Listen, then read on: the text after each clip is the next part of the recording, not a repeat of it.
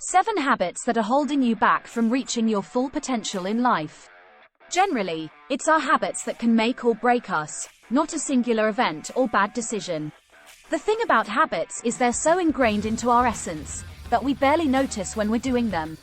And unless they're corrected, they can chip away at opportunities. Before you know it, you'll be older and full of regret, wishing you could have unlearned certain behaviors while there was still time. In this video, I'll go through some of the typical habits that prevent people from reaching their full potential. Are you ready to claim your life back? Let's dive in. 1. Procrastination. Let's kick things off with an affliction that plagues us all in some way or another: procrastination. Most of us have the desire to do well. But desire and action are two different concepts.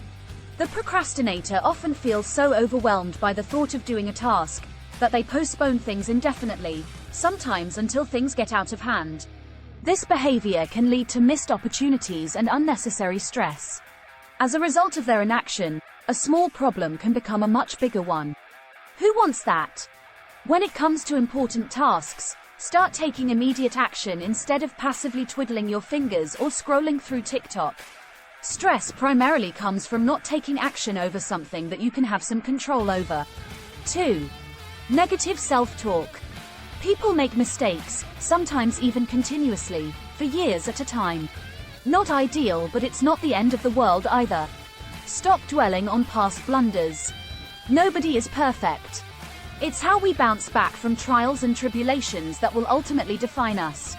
Negative self-talk isn't the most constructive of habits. Your self-worth and motivation levels are at stake. Once you make the shift from beating yourself up for past shortcomings to using them as platforms for growth, you'll notice some palpable changes. So replace negative thoughts and feelings with self-compassion and positive affirmations, two things that can reinforce feelings of optimism and help break toxic cycles. 3. Overthinking. Life is too short to constantly be overthinking. Ruminating and overanalyzing every interaction or decision you've made, whether 5 days, years, or 5 minutes ago, will invariably deter you from taking future risks and decisive action. There was a point in time when overthinking would consume me. I'd become so distracted and caught up by intrusive thoughts and anxieties that I would feel too debilitated, almost catatonic, from moving forward. As mentioned in the previous point, failure is a natural part of life. It's how we respond that counts. Take it from Michael Jordan, widely considered the greatest basketball player to ever live. I've missed more than 9,000 shots in my career. I've lost almost 300 games. 26 times I've been trusted to take the game-winning shot and missed. I've failed over and over and over again in my life. And that is why I succeed. 4. Not setting goals. Apart from the occasional Powerball winner, you generally don't become successful by chance. Hence, the importance of setting goals. Not setting clear and attainable goals will leave you disorganized and directionless. Trust me, once you have a realistic goal and put all your energy into achieving it, chances are you'll make some significant progress in a matter of months. In the pandemic, I racked up a ton of debt. I had no choice but to close down my once successful business, and being the CEO, many of our unpaid creditors went after me. At first, I was tremendously overwhelmed, regularly handicapped with stress, fear, and even despair. My days consisted of getting threatening calls from angry suppliers, receiving the occasional subpoena in the mail, and panicking.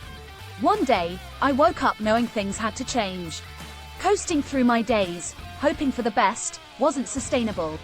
I made it a goal to be mostly debt-free in 6 months.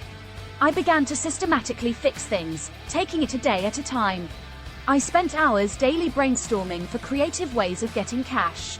I swallowed my pride and diplomatically dealt with the people I owed money, painstakingly assuring them I was on the case. Fast forward 5.5 months later, I managed to pay off the majority of my company's debt. This meant significantly lower stress levels for me, which, in turn, opened the doors for further opportunities. 5. Resisting to change. If there's one thing that's certain in this life, it's the inevitability of change.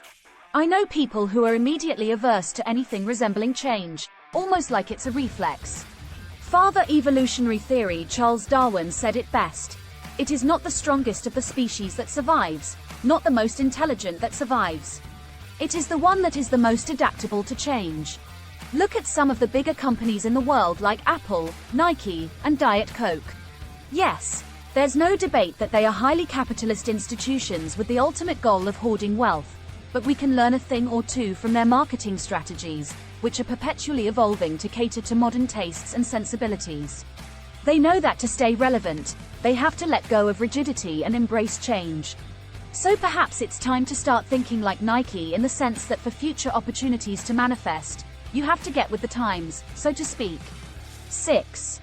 Ignoring physical health. What's the point of being a success on paper when your health is in shambles? You ought to be able to reap the gifts of all your efforts. Allow yourself that much.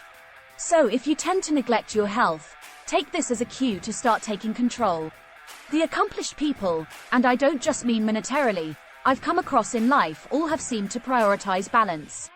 Meaning, they consciously make time for things like the gym, yoga, or daily self-care rituals. They look after themselves and take responsibility. They don't get blackout drunk or go on bi-weekly McDonald's binges. They eat right, they hydrate, they aren't sedentary. Besides, when you're healthy, you feel good. And when you feel good, you're in a prime position to reach your full potential. 7.